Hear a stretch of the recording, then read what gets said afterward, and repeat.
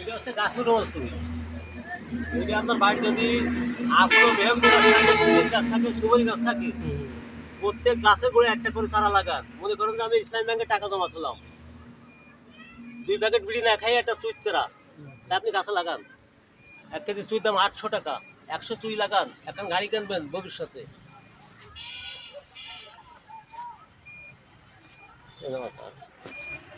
কারো ছবি কত হচ্ছে? এই কথা সবচেয়ে বড় কথা হচ্ছে কি, আমার নবী করিম সাল্লাল্লাহু আলাইহি সাল্লাম বলে আগে আছে যে আপনি আজ যদি জানেন আগামীকাল কিয়ামত, তাহলে একটা গাছের চারা রোপণ করো। তো নিজের জায়গা থাকুক, সরকারি জায়গা থাকুক, আর পরের জমি থাকুক, মসজিদ মন্দির গির্জা যে জায়গায় হোক, আপনি আপনার টাকা দিয়ে 2-3টে করে চারা লাগান প্রত্যেক বছর। এটা আপনার নৈতিক দায়িত্ব, সদকা জারিয়া। যে ধর্মের লোক হোক না কেন, বৃক্ষ রোপণ করা সদকা জারিয়া।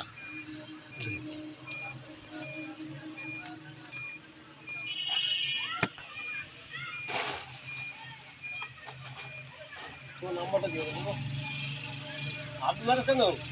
হ্যাঁ হ্যাঁ হ্যাঁ আলামিন মুস্তান। হ্যাঁ হ্যাঁ, চিনতে পারছি।